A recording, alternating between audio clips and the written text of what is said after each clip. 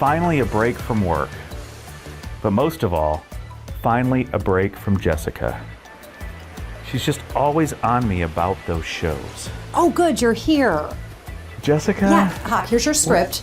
I just need you to record an introduction to our holiday Encore presentations. This is unbelievable. I'm on vacation. Hawk, we do this every year. Nothing's changed. Just get up, look right here, and read it. Please enjoy this holiday. Wait, hold on. Hold these. Hold this. This. Please enjoy. Wait. Okay, go ahead. Please enjoy this holiday Encore presentation of the Morning Medical Update. It's good. Are we done? We are, yeah. Can I get back to the beach in the sun and Please do. reading? Yeah, get some sun, you need it. Wait, where are your sunscreens?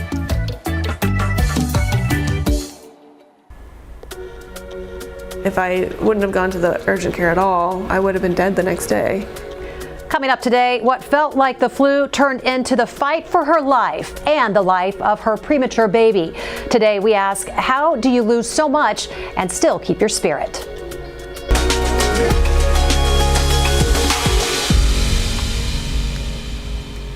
Good morning, I'm Jessica Lovell and welcome to the Morning Medical Update. They say marriage is to have and to hold, for better, for worse. The couple you're about to meet redefines what it means to keep your wedding vows. The Bowers were the typical family. Show them the picture, Brooks. Raising 2 little boys. And recently, adding a third. Yeah, just regular suburban life, you know, like hang out with the kids, go to the pool, play outside, go to the playground. And this little piggy ate all of his dinner and went to sleep and brushed his teeth, just like you. But that changed February 17th, 2024, when Brie asked her mom to take her to the hospital. That day, my mom drove me just because I wasn't feeling very good. And I figured since I'm pregnant, probably should go check to see if I have the flu or whatnot. Doctors would discover something way more sinister making her sick. A raging infection, streptococcal toxic shock syndrome brought on by strep A, and later a blood clotting condition called DIC, which causes abnormal blood clotting and organ damage. But first, doctors needed to deliver baby Beau at just 27 weeks. They were like, we just need to do an emergency C-section right now, we got to get him out.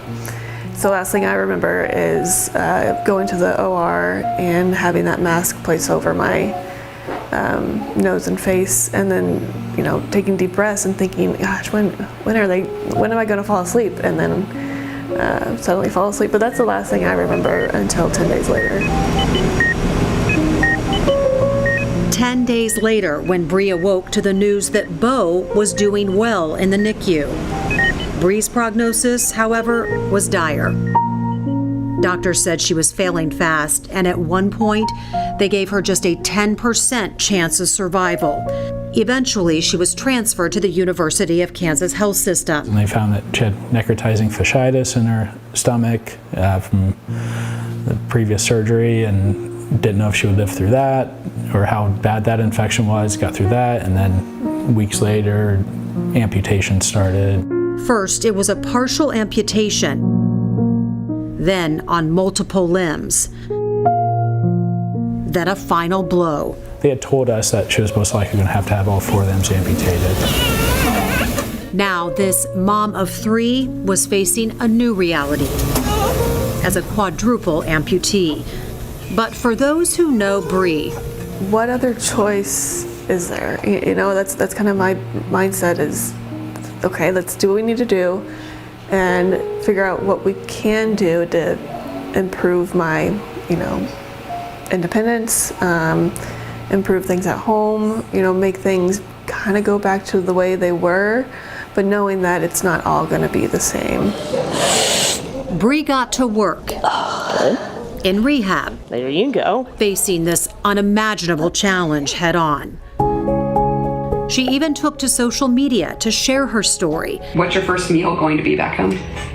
Fried chicken. And inspire people around the world. And she did. There's a lot of, you know, you're my hero, you're a warrior, And I don't feel that way at all. Hopefully in the future, when I gain mobility and be more independent, I can look back at this and say, yeah, maybe I was a warrior, but right now I don't feel like that, because it's been really hard. And again, without the support I wouldn't get through this at all.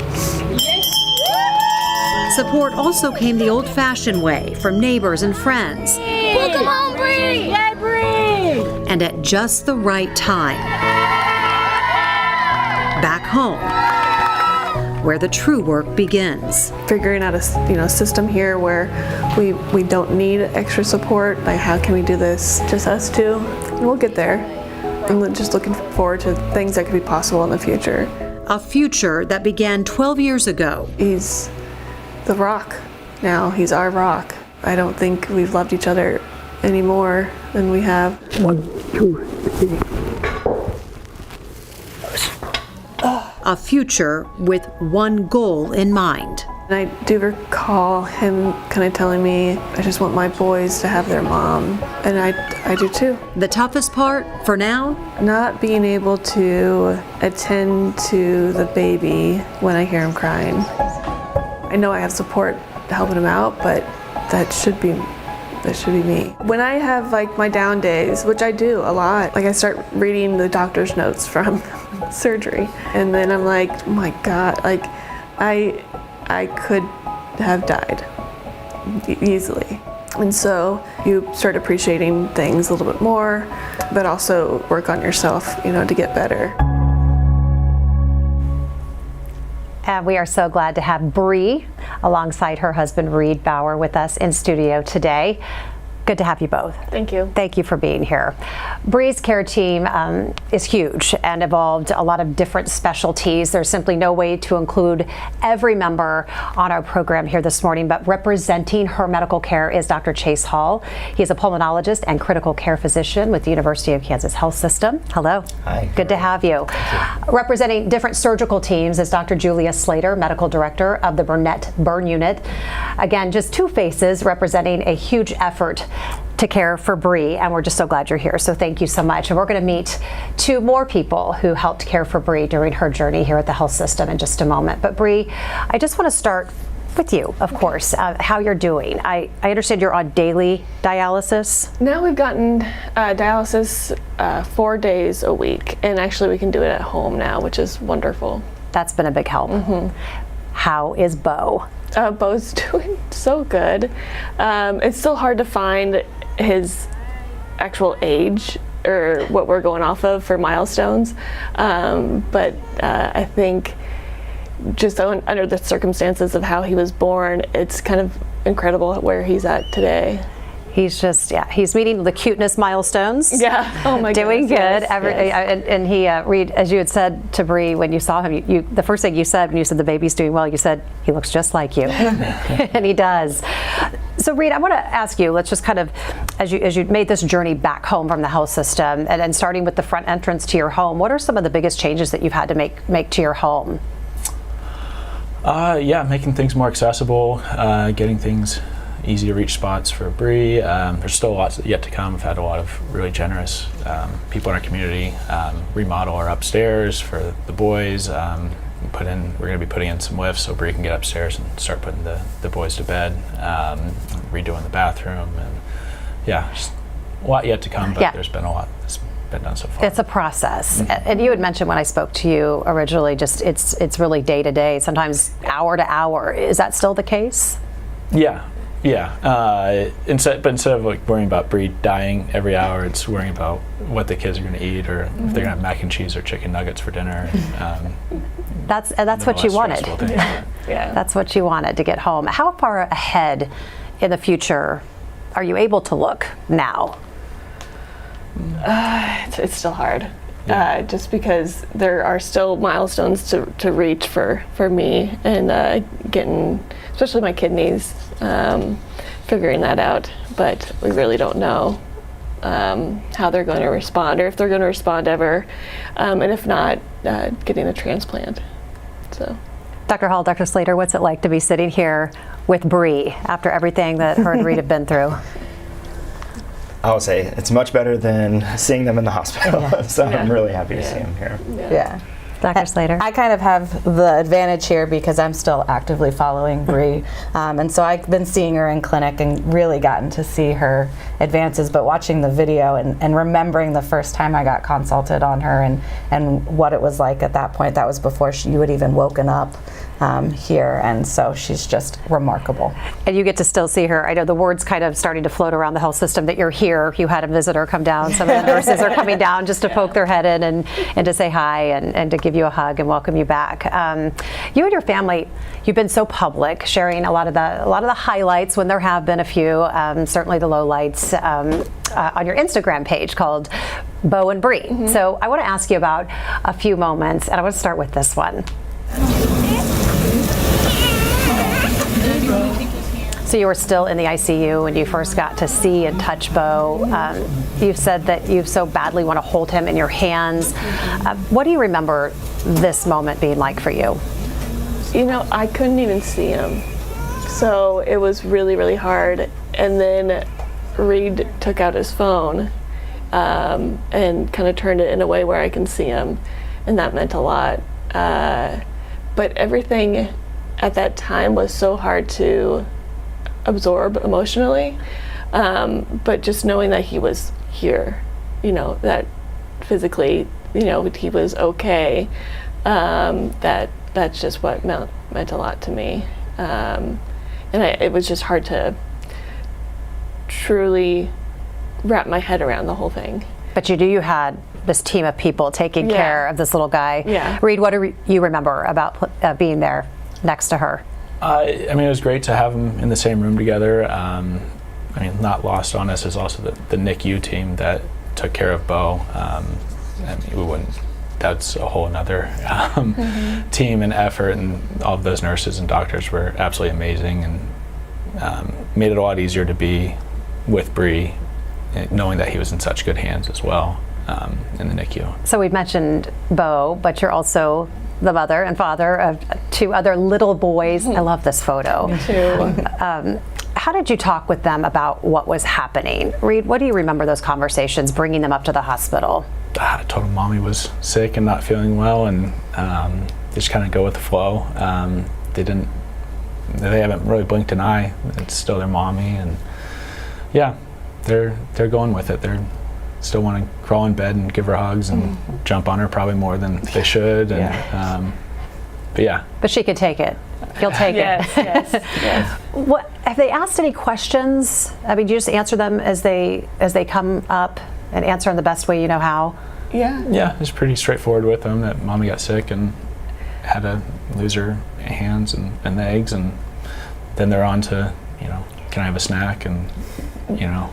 Just the other day, our oldest, he caught the picture of my arm kind of starting to turn black, just the picture of it. And I didn't mean to have him see that. And he was like, Mommy, is that your arm? And I'm like, yeah, buddy, that was my arm. He got really sick. And he's like, okay. Okay. It just, you know, takes like that. On that note, Dr. Hall, can you explain the 2 main problems that Brie was facing? STSSS and DIC. What is that, and what are those? Yeah, so streptococcal toxic shock syndrome. So this is a severe infection caused by group A strep. It releases toxins that cause multi-organ failure, and profound hypotension, requiring lots of fluid, pressors to keep the blood pressure up. But you know, your kidneys can fail, liver, lungs, basically all organ systems can be involved. There was a lot going on. It's hard to pinpoint exactly the moment in which this strep infection came to be, but why would this happen? Yeah, that's a great question. So maybe about 5% of adults carry streptococcal just in their throat and skin. And during pregnancy, you may be at higher risk of getting invasive group A strep infections, but it's not entirely clear. It could be possibly part of the strain, more virulent strain that may have been carried, or just some of the immunosuppression that goes along with pregnancy that may put people at risk. Explain DIC. So DIC is basically where this infection stimulates your immune system dramatically, and this can cause other things to go haywire. So your clotting system basically starts to overactivate. You get lots of clotting that's occurring in the vessels and organs, and then you consume all your clotting factors, and then you end up having bleeding in addition to that. So you have both clotting and bleeding that's inappropriate that's occurring. So on this program, of course, we like to empower the audience, with healthy habits or things that they can watch out for. Does that apply with this infection? Well, I mean, of course, healthy habits are always good, but they're not necessarily going to prevent a person from getting this infection.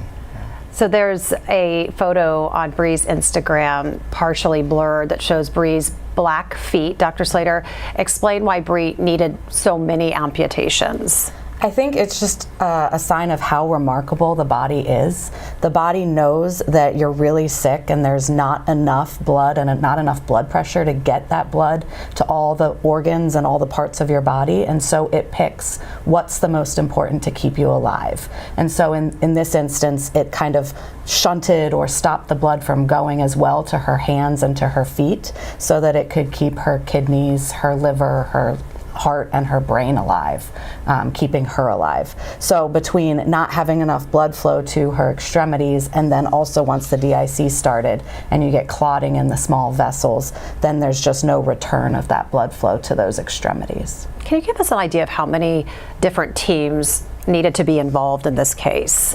Oh my gosh, so many. I mean, just on the surgical side, all the anesthesia teams, you had 3 different orthopedic teams taking care of you, vascular surgery, the emergency general surgery team, and then our burn team taking care of you. That's just the surgery side. I'm sure you have a better idea of the medical. Yeah, I mean, the medical side, you had most of the ICU doctors are critical care doctors and pulmonologists, so we can manage the respiratory failure and all the other things going on, but we also had infectious disease doctors, hematologists, huge nursing staff taking care of the physical therapists, speech pathologists, the kidney doctors. Yes, there's just so many people involved. And all communicating, I would imagine, with you, Reed, in the initial phases. What was that like for you, trying to keep track of all of these people taking care of your wife? It's a bit of a crash course.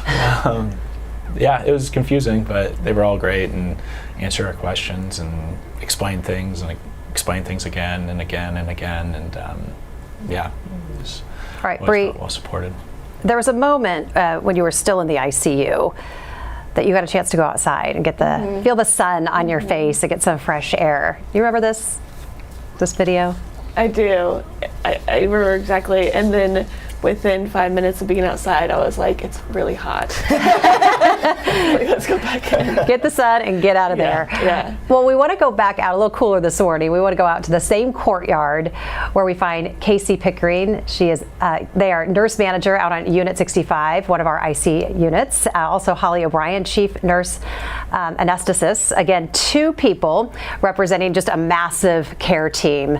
Casey, you've seen a lot over the past 4 years. We spoke to you a lot over COVID. I know that took a big toll on you and your staff.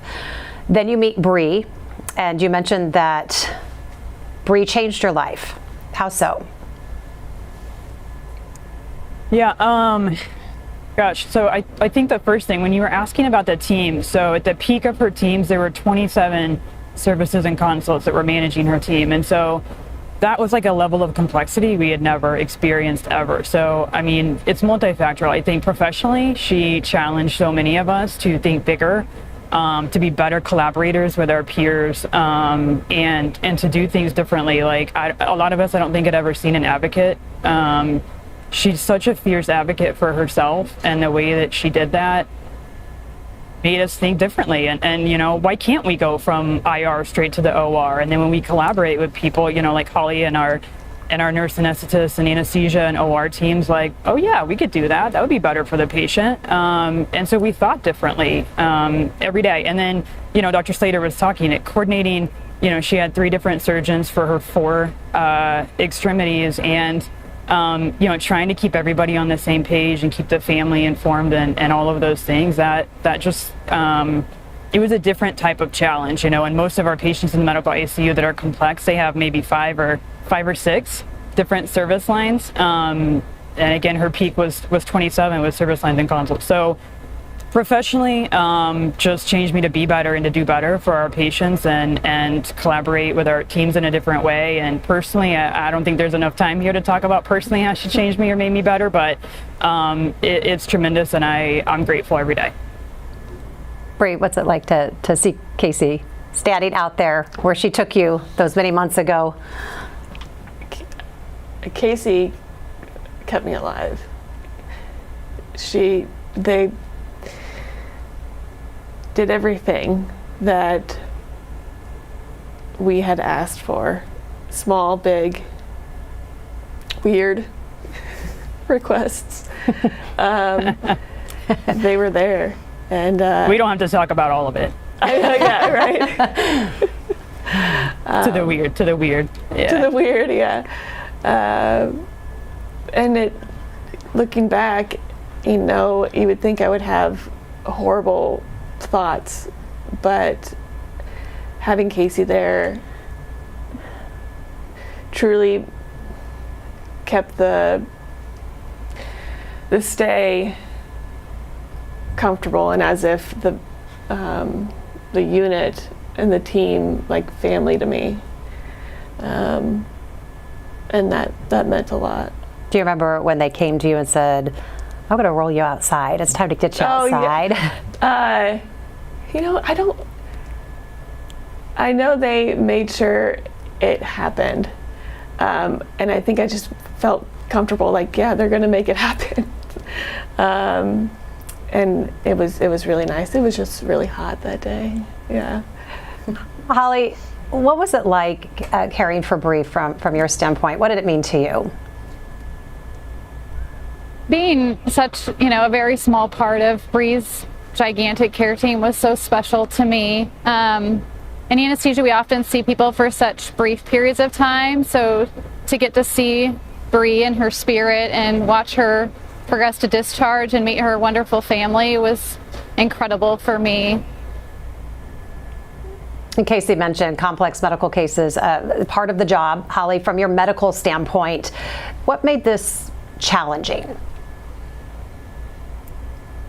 I think what made it challenging also made it amazing. As everyone's alluded to, it was a gigantic care team, and Brie had such complex medical issues coupled with so many surgical needs, and the ability to see all these teams rally and communicate and collaborate in ways I haven't seen before was just amazing. I was just lucky to be a small part of it. And Casey, I understand you also helped plan a party out there in that courtyard for Brie and her son. Yeah, so yes, it was very hot that day, but that's actually why we were coming outside, was a quick venue check, because that's the key to every good party, is like making sure it's a good venue. So it had been one heck of a week for her, and we had been planning this party for her son for a few weeks and picking out superheroes and things, and so we were just trying to find the best spot. So despite it being a very hot day, the party was the next morning, so I was like, let's just go out. I wanted her to have a voice, and in a situation where there is pretty much everything was out of her control, it felt important that we should give her control whenever she can have it. And that's things like providing input on where her son's birthday party should happen. So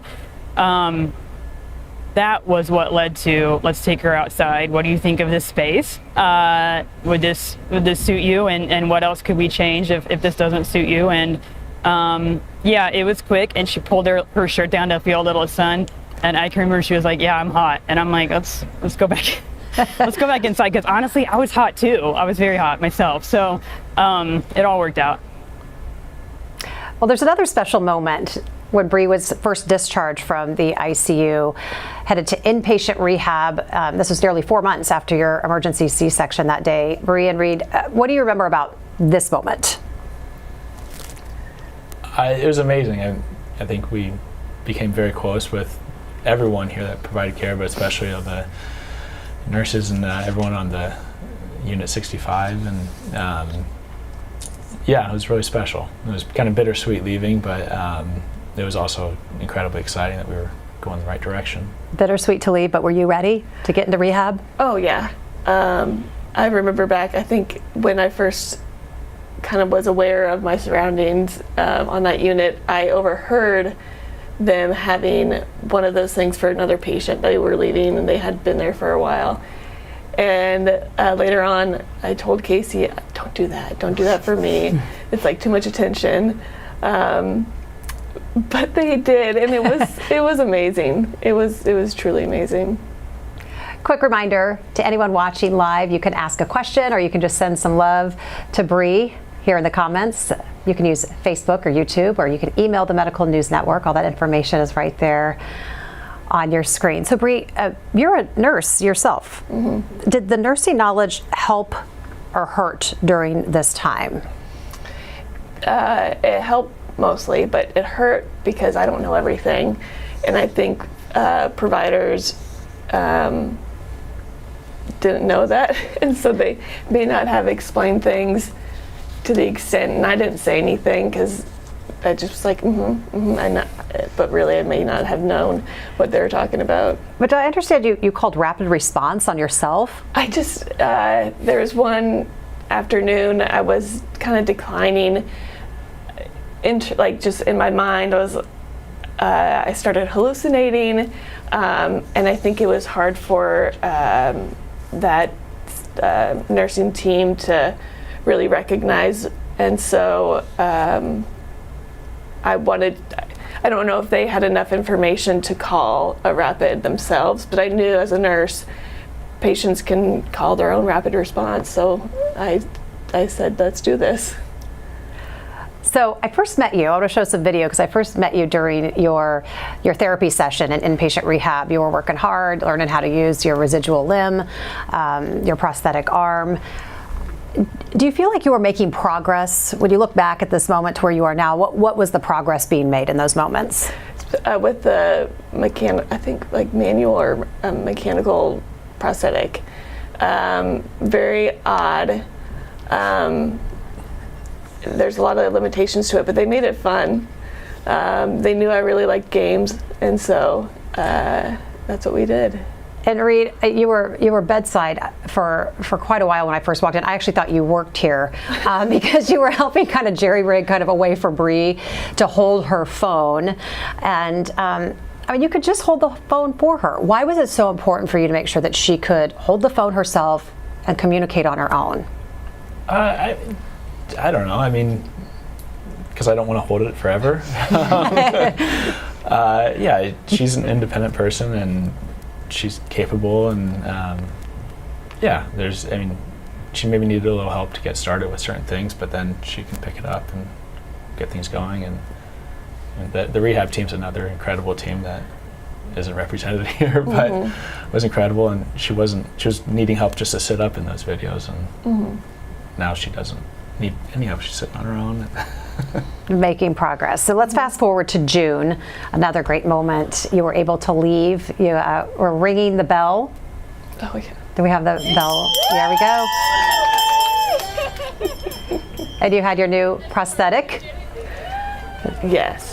That one was the first prosthetic we have, and then we're now in the works of getting the bioelectric. Yeah. So this is a milestone. You're leaving rehab finally. Just a really special moment, leaving our place and heading back home to your neighborhood. Yeah, that's all I wanted to do, was go home and see my boys daily. But when I got there, the boys were like, "Hi, hey," it wasn't a crazy running up, we missed you so much kind of thing. Were you surprised by this homecoming? Reed, did you guys know this was coming? We picked up hints and kind of tried to dodge it and keep it a little more low-key, but it was amazing seeing all the support from our neighbors, and we still see signs in our neighbors' yards supporting Brie, and it's really incredible how many people have shown their support for us. And you're getting support from thousands of people who are following you online. Why was it important to be so open on social media? At first, I know he wasn't a big fan of it, but something, as crazy as this, I feel like just needs to be shown. Also, to communicate with family, to make sure that they were up to date with what was going on. But then it turned into this whole other thing where it brought light to others, just seeing my progress and making sure I was okay. So we've shown some of these highlights here this morning. We know there are dark times. Mm-hmm. How are you getting through it? What's your mindset? That I'm here. And when I really get down, I just look at baby Bo and remind myself I wouldn't have been able to see him grow. I wouldn't be able to see my other two boys grow. Because there are times where it's like, gosh, I feel like such a burden. And I know everyone worked really hard to get where I'm at today. So I just have to kind of push through and keep going. And in rehab, they showed me things that I never thought I could do. So I really enjoy going to that. And what has Reed meant to you during this time? Oh my God, everything. He's done everything. I don't know. I really don't know what I'd do without him. And whenever he picks me up, I'm always scared his back's gonna go out. And I'm like, no, that can't happen. We have to keep this going. We have kind of a schedule, kind of a step-by-step thing each morning, but it's him going back and forth with me and the kids and everything else. But he's my everything.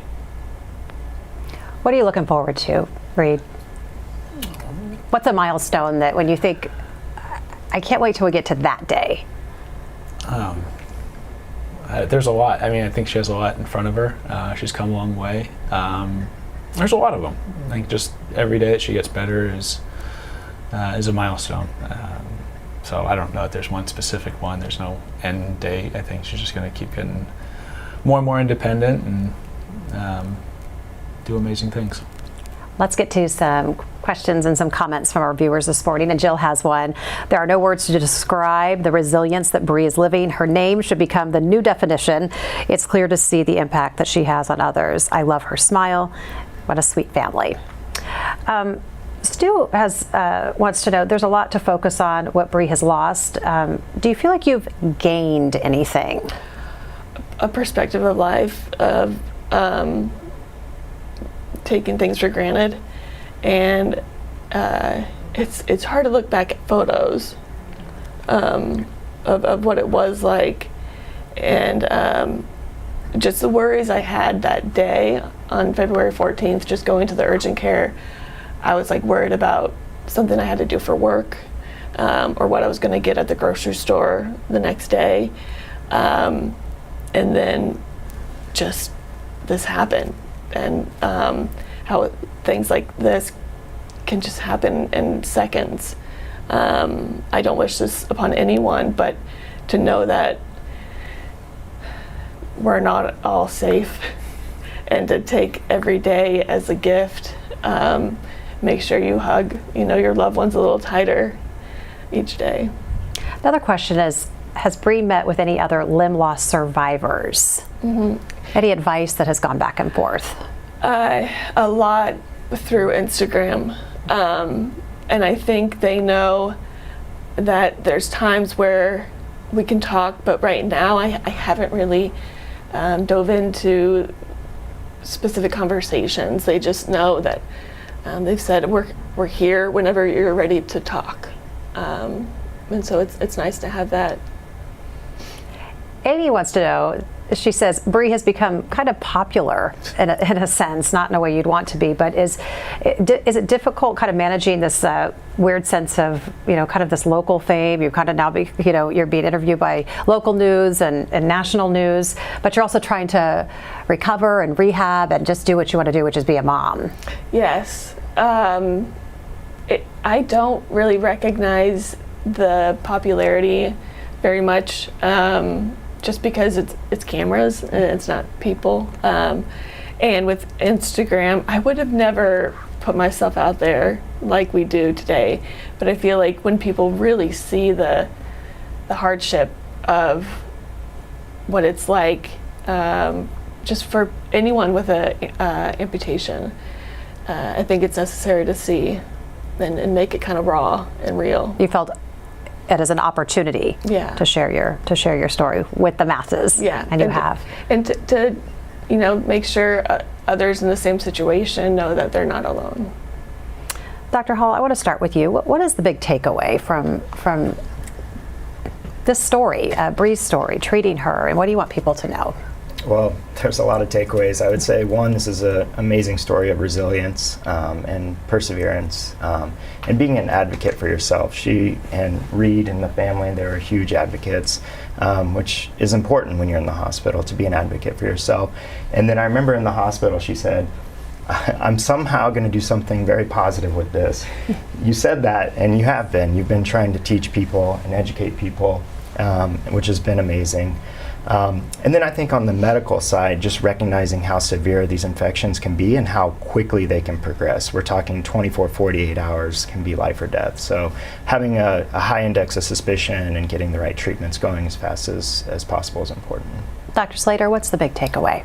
I think it's just such a great highlight of what teams can do together and how important teamwork is in our medical care, both the teamwork of myself with my colleagues, medical, surgical, but the teamwork of us working with Brie and with Reed and all of their family, and really getting together so that we can give her the best care, because I can come up with a plan, but if it's not in line with her wants or what's working for her, it's not going to be the best plan for her. And I'm just so grateful to have such amazing colleagues and to have gotten to help with all of them to work with your family.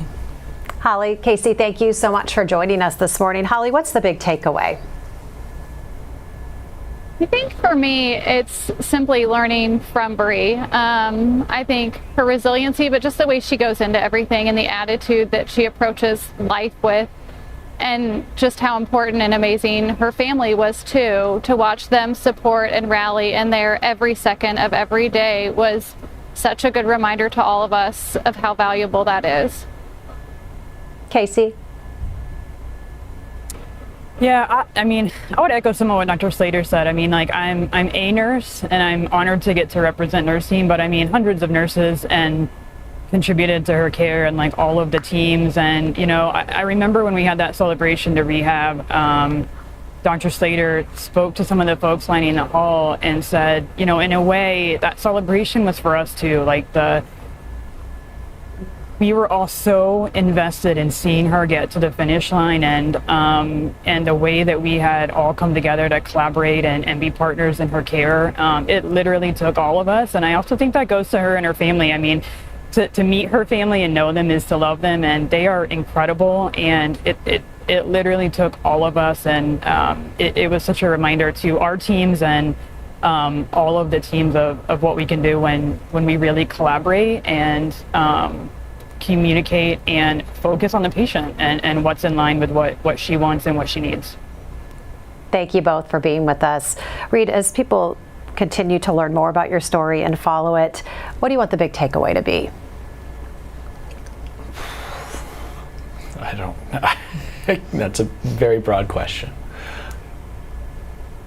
Brie, what do you hope people take away from your story so far? I hope that the takeaway is endless, that there's no specific takeaway truly, that people learn about this and do what they want with it. Some people take it as a reminder. A lot of people on Instagram say, I complain about this, or that, and I shouldn't.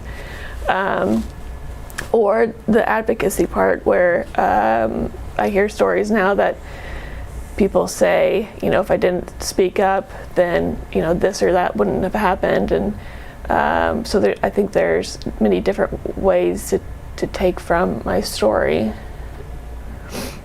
Thank you for being with us today. Yeah.